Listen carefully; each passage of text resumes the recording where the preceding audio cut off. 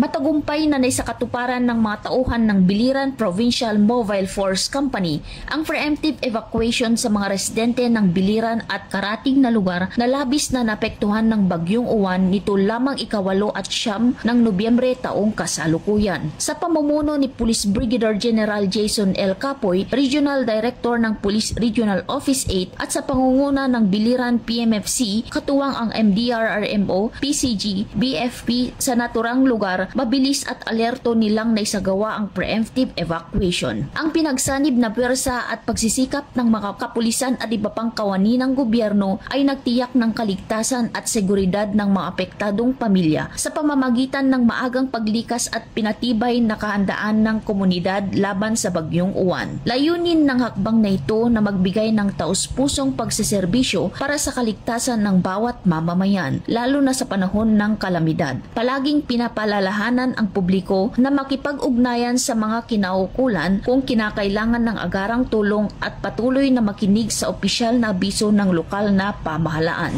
Mula dito sa Eastern Visayas, ako ang inyong PNN correspondent, Patrolwoman Palafox, alagad ng batas, tagataguyod ng Balitang Pulis.